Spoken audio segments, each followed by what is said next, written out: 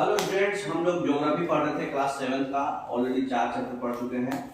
आज हमारा टॉपिक है 5वां चैप्टर वाटर। पिछले टॉपिक में हम लोग एयर पढ़े थे, आज वाटर पढ़ रहे हैं। तो वाटर साइकिल में आप जानते हैं कि वाटर कंटिन्यूअसली जो है चेंज करते रहता है अपना फॉर्म, और ओशन से एटमॉस्फेयर और लैंड में आपस में सर्कुलेट होते रहता है। जैसे देखिए, कोई भी आप कपड़ा सुखाते हैं तो सन्स का जो हीट है वो कपड़े से क्या देता है, वाटर को लेके इवेपोरेट करके वेपर में कन्वर्ट करता। जरूरी है कपड़ा कोई भी चीज में वाटर को इवेपोरेट करेगा, फिर वो वाटर इवेपोरेट होकर के जैसे जैसे आप पढ़े हैं कि वार्मर एयर ऊपर जाता है और फिर वो कोल्डर एयर उसको फिल करता है। तो इसी तरह से जब वो इवेपोरेट होगा तो जब वार्मर एयर ऊपर जाएगा तो कोल्डर एयर उसको फिल करेगा तो कूल होगा। कूल होने की वजह से फिर ये ज्यादा एक जगह कलेक्ट हो जाएगा तो वो कंडेंस होकर क्लाउड्स बनाएगा। तो ऊपर जाते जा रहा है और क्लाउड्स बनाते जा रहा है। ये क्लाउड्स बनाने के बाद फिर वो जब हेवी हो जाएगा वो, तो फिर वो लैंड और सी में गिर जाएगा, रेनफॉल में, स्नोफॉल में या फिर स्लीट में, है ना। स्लीट समझते हैं, बर्फ का हाँ, छोटा टुकड़ा। एक होता है ग्राउपेल, एक होता है स्लीट। अगर 5 mm से छोटा साइज का है तो उसको, बड़ा साइज का है तो ग्राउपेल बोलते हैं अमेरिका में, और इंडिया में 8 mm से बड़ा साइज है तो उसको ग्राउपेल बोलते हैं, 8 mm से छोटा वाला स्लीट बोलते हैं। नेक्स्ट, ये है आपका different forms of water. Rain water, river water, water बोतल, टैप वाटर, है ना। फ्लोटिंग पेपर बोट, क्या है फ्लोटिंग पेपर बोट? जब बचपन में नाव चला रहे थे ना हम लोग, हाँ, वही बचपन का नाव है ये। तो इस चैप्टर अर्थ जो है एक टेरेरियम है। टेरेरियम मतलब क्लोज इनक्लोज का सरफेस है उसमें। हाँ, उसमें मतलब पानी भाप बन के मतलब उधर ही गिर जाएगा। हाँ, मतलब बाहर नहीं जाएगा। बाहर नहीं जाएगा। एक विषय एक्वेरियम समझिए। हाँ, एक्वेरियम कैसे होता? तो एक्वेरियम में क्या है, मछली रहती है, उसी से टेरेरियम में अर्थ रहता है। ठीक है। तो टेरेरियम एक आर्टिफिशियल इनक्लोजर है जिसमें स्मॉल हाउस प्लांट्स को हम लोग रखते हैं। उसी तरह से प्लांट्स रखते हैं उसमें। तो वाटर साइकिल में जो है सेम वाटर जो बहुत सेंचुरीज पहले एग्जिस्ट करता था, आज भी वही एग्जिस्ट कर रहा है। मेजर सोर्स जो है फ्रेश वाटर का कौन सा वाटर है? रिवर वाटर, पॉन्ड और स्प्रिंग्स और ग्लेशियर्स, है ना। तो जो ओशन बॉडीज है और सीज है उसमें सॉल्टी वाटर होता है, फ्रेश वाटर नहीं होता है। तो 97% जो है सॉल्टी वाटर है, ओनली 2.5% फ्रेश वाटर है। वो भी उसमें से हम लोग उसका 3% ही निकाल पाते हैं, एक्सट्रैक्ट नहीं होता क्योंकि वो मतलब फ्रेश वाटर में डिस्टर्ब हो चुका है ना। तो ये आपका पिक्चर्स है। तो इस चैप्टर में हम लोग क्या पढ़ेंगे? वाटर बॉडीज का डिस्ट्रीब्यूशन, फिर ओशन का circulation, wave, tides, ocean currents, उसके बाद सुनामी, है ना। अर्थ का जो है पेंडेमोनियम है ये, मतलब क्या बोलते हैं उसको, जैसे नॉर्मल इंसान का एपिडेमिक होता ना, उसी अर्थ का ये एपिडेमिक है, महामारी। डू यू नो फैक्ट्स, और उसके बाद एनसीईआरटी सॉल्यूशन। ठीक है। नेक्स्ट, तो वाटर बॉडीज का डिस्ट्रीब्यूशन जो है 3/4 अर्थ सरफेस जो है हमारा क्या है, वाटर से कवर्ड है, 71% अप्रॉक्स, है ना। इसलिए फिर वाटर का स्कैरसिटी क्यों है? जब 71% वाटर ही वाटर है, इतना स्कैरसिटी क्यों है? लेकिन जितने भी वाटर हमारे अर्थ में अवेलेबल है वो सैलाइन है, नमकीन है, पी नहीं सकते। देखिए ओशंस में 97.3% है सैलाइन वाटर, आइस कैप्स में 2% है, ग्राउंड वाटर में 0.68% है, फ्रेश वाटर लेक में 0.009% है, इनलैंड जो सी में और सॉल्ट लेक में जो है 0.009% है, एटमॉस्फेयर में 0.0019% है, रिवर्स में 0.0001% है। तो इतना फ्रेश वाटर है, अप्रॉक्स 2.5%, है ना। तो वाटर जो है बचने के लिए, सर्वाइवल के लिए बहुत ही ज्यादा इसेंशियल है। तो इसको हमको बचा के रखना पड़ेगा, खासकर ओशन का छोड़ के बाकी ये वाला वाटर। लेकिन ये वाले वाटर में भी हम लोग सिर्फ ग्राउंड वाटर को एक्सट्रैक्ट कर पाते हैं, बाकी एक्सट्रैक्ट करना टफ है क्योंकि रिवर में प्योरिटी नहीं रहता, लोग सीवेज डंप कर दे रहे, उससे निकालना भी टफ हो रहा। तो बाकी में कुछ ना कुछ चैलेंजेस है। नेक्स्ट, तो मेजर सी, लेक्स और रिवर्स और ओशंस का आपका ये world political map, world map में, वर्ल्ड फिजिकल मैप में हम आपको पढ़ाए थे पहले से। टोटल पैसा, PAISA, ये आपका क्या है, ओशंस है। पैसिफिक ओशन, फिर अटलांटिक ओशन, इंडियन ओशन, और फिर सदर्न ओशन और आर्कटिक ओशन। तो ये है आपका आर्कटिक ओशन, ये है आपका सदर्न ओशन, ये है आपका पैसिफिक ओशन, ये है आपका इसके ऊपर अटलांटिक ओशन, ये है इंडियन ओशन और ये पैसिफिक ओशन है ना। उसके बाद जो है आपका मेजर सीज में जो है ये इंडिया वाला में देखिए अरबियन सी है, ये बे ऑफ बंगाल है, ठीक है। फिर इधर आपका मेडिटेरेनियन सी है, उसके बाद ब्लैक सी है, बाल्टिक सी है, फिर ये कैस्पियन सी है। तो मेजर सीज वगैरह में ये आपको पॉलिटिकल मैप में और फिजिकल मैप में सब आप पहले से पढ़े हैं, ध्यान रखिएगा। अब हम लोग पढ़ना है ओशन सर्कुलेशन। तो ओशन का जो है सर्कुलेशन होता है जब जैसे पॉन्ड्स और लेक्स का वाटर जो होता है काफी काल्म होता है, लेकिन जब ओशन वाटर होता है वो काल्म नहीं होता, कंटिन्यूअस मूव करते रहता है, ठीक है। तो ये होता क्यों है? क्योंकि ओशन के अंदर वेव्स आता है, टाइड्स आता है और करेंट्स आता है। क्यों होता है देखिए, तो पहला है वेव्स। जब वाटर जो है सरफेस ऑफ द ओशन पे राइज करेगा और अल्टरनेटली फॉल करेगा, देखे होंगे आप बीच वगैरह घूमने जाते होंगे, देखते होंगे अचानक से राइज करा फिर फॉल करा, तो ये वेव्स होता है। बीच में ज्यादा होता है। पिछले चैप्टर में हम लोग बीच में देखे थे ना कि जब वाटर जो है पहले यहाँ तक था, धीरे धीरे वाटर कमते जा रहा है, तो यहाँ तक तो ये जो डिपॉजिट्स बच गया सैंड का, इसको बीच बोलते हैं। तो ये बीच सी शोर होता है, किनारे वाला एरिया। तो इस बीच के किनारे वाले में देखे होंगे आप अचानक से वाटर वेव जैसा बनेगा फिर आएगा, तो ये जो वेव जैसा बनता है आता है, इसको वेव बोलते हैं। तो विंड में विंड जो है वेव लाता है। क्यों लाता है? क्योंकि जब स्टॉर्म आता है, एक आंधी जैसा आता है, तो विंड जो है बहुत ही हाई स्पीड से ब्लो करता है। जब हाई स्पीड से ब्लो करेगा तो ह्यूज वेव्स बनाएगा, एक अर्थक्वेक आएगा, वोल्केनिक इरप्शन होगा, या फिर अंडर वाटर पानी के अंदर लैंडस्लाइड हो गया, तो लार्ज अमाउंट्स ऑफ ओशन का वाटर को शिफ्ट कर देगा। इसी को बोलते हैं सुनामी। तो सुनामी कभी भी आएगा तो उसके कंडीशंस रहेंगे कि उसमें साइक्लोन आना। साइक्लोन आने का क्या कंडीशन है? 3 साइड से लैंड और 1 साइड से पानी। अगर ऐसा है और रात में लैंड ठंडा रहता है तो वहां का प्रेशर हाई रहता है, टेम्परेचर लो रहेगा तो प्रेशर हाई रहेगा।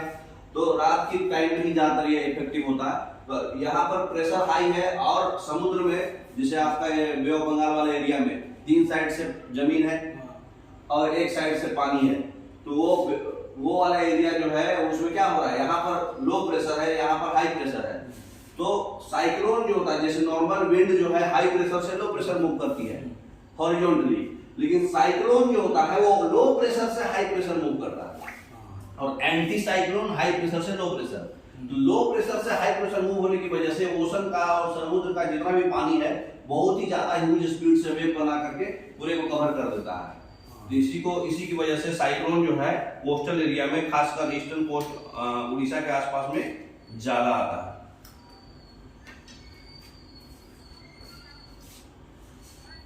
तो जितना भी ह्यूज टाइडल वेव जो ओरिजिनेट होता है ओशन में, उससे बहुत ही ज्यादा डिस्ट्रक्शन होता है, जैसे सुनामी आया था इंडियन ओशन में। नेक्स्ट, तो अर्थ का जो पेंडोमोनियम है वो सुनामी है, 2004 में आया था। इंदिरा पॉइंट जो सबमर्जिंग हो गया था, ये वाले साउथ ईस्ट वाले एरिया में आया था, है ना। तो वेव्स जो ओरिजिनेट होता है अर्थक्वेक की वजह से, उसका एपिसेंटर जो है, जो भी अर्थक्वेक में ओरिजिनेट होता है, वो सुमात्रा आइलैंड के वेस्टर्न साइड में एपिसेंटर था उसका। सुमात्रा आइलैंड कहाँ पे है? ये इंडोनेशिया से थोड़ा सा ऊपर है ना। ये है आपका वेव्स ओरिजिनेट हुआ है, ठीक है। तो उसके वेस्ट में उसका एपिसेंटर था। एपिसेंटर आपको पिछले क्लास में पढ़े कि जो जहां से ओरिजिनेट होता है उसको बोलते हैं फोकस, और फोकस के ठीक सामने वाला अर्थ सरफेस जो होता है उसको एपिसेंटर बोलते हैं। तो अर्थक्वेक से जो सुनामी आया, इंडियन प्लेट जो है बर्मन प्लेट से टकरा गया, ठीक है। टेक्टोनिक प्लेट जो मूवमेंट होता है ना, टेक्टोनिक प्लेट का मूवमेंट क्यों होता है? क्योंकि वो मैग्मा के अंदर रहता है। कोई भी अपना जो लिथोस्फेरिक प्लेट है वो उसके नीचे मैग्मा रहता है, मोल्टेन मैग्मा। तो मैग्मा रहने की वजह से जो प्लेट्स है वो क्या होता है, हमेशा रिवॉल्विंग स्टेज में रहता है, मतलब स्थिर नहीं रहता, क्योंकि वो मोल्टेन मटेरियल है, उसके ऊपर वो है। तो मैग्मा हिलेगा तो वो भी हिलेगा। तो हिलते हिलते अगर अचानक से कभी फॉल्ट बन गया मूवमेंट की वजह से, वो आपस में इंडियन प्लेट के नीचे बर्मन प्लेट चला गया, अरे इंडियन प्लेट बर्मन प्लेट के नीचे चला गया, ठीक है। तो इसकी वजह से 9.0 मैग्नीट्यूड का अर्थक्वेक का रिक्टर स्केल में ओरिजिनेट हुआ। तो इसकी वजह से जब इतना हेवी अर्थक्वेक आया तो उसकी वजह से इंडियन प्लेट जो बर्मन प्लेट के नीचे गया था, जितना भी वाटर मास था वो पूरा का पूरा 800 किलोमीटर पर आवर से कोस्ट लाइन में पुश हो गया।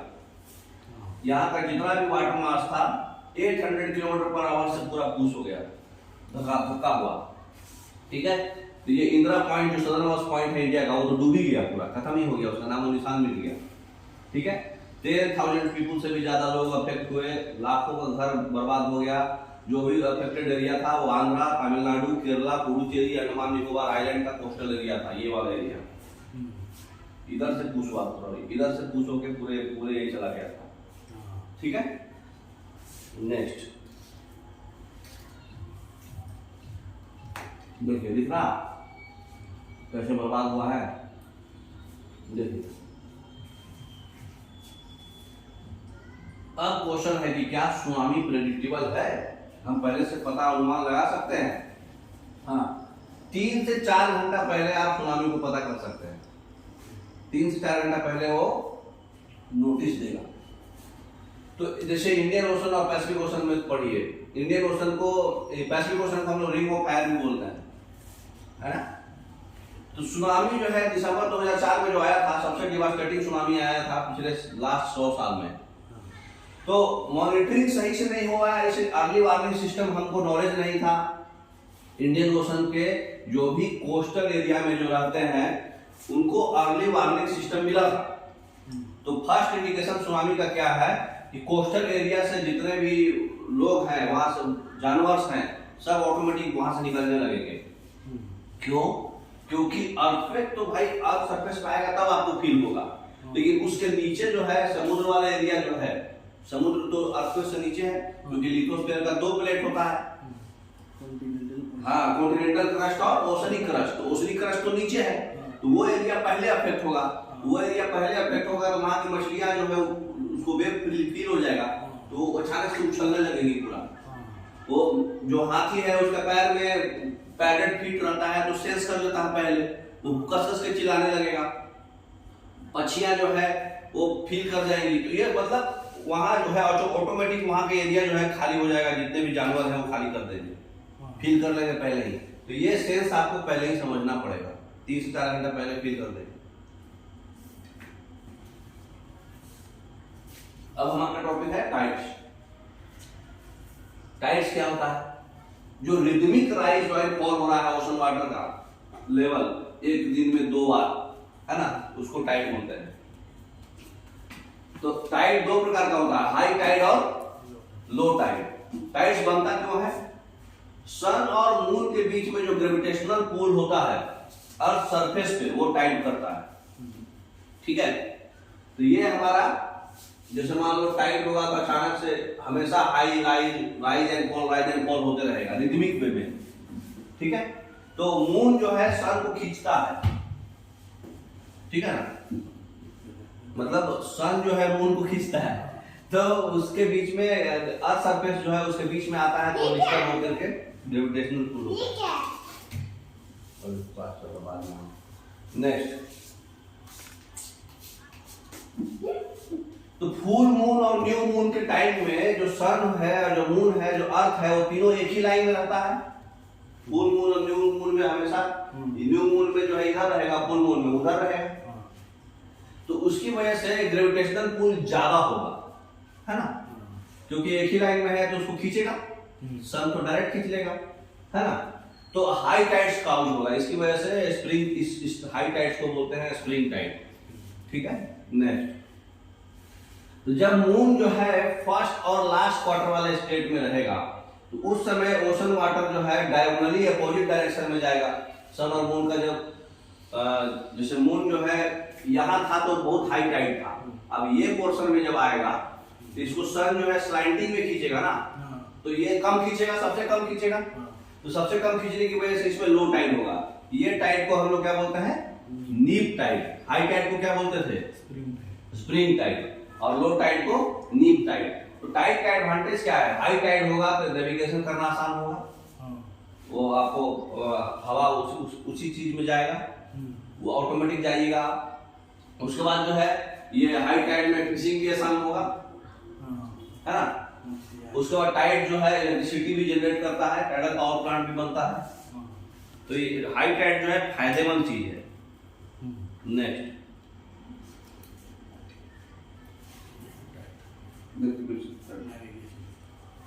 पावर प्लांट है। अब है ओशन करंट।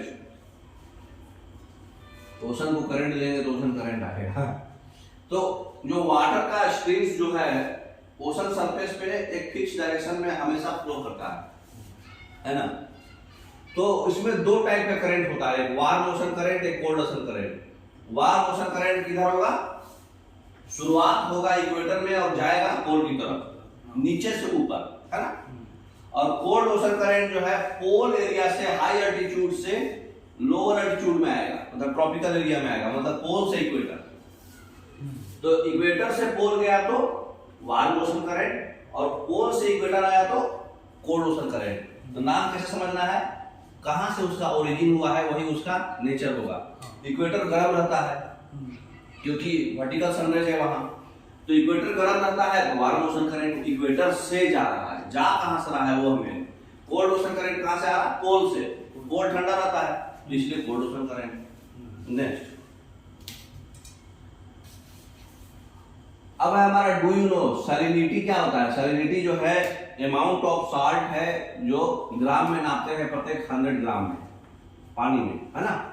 तो एवरेज सैलिनिटी जो है 35 ppT होता है। तो सैलिनिटी क्या होता है? प्रत्येक 1000 ग्राम्स ऑफ वाटर में कितना सॉल्ट है ना। एवरेज 35 को लिया गया है, ठीक है। सुनामी एक जापानीज वर्ड है जिसका मतलब होता है हार्बर वेव्स, है ना।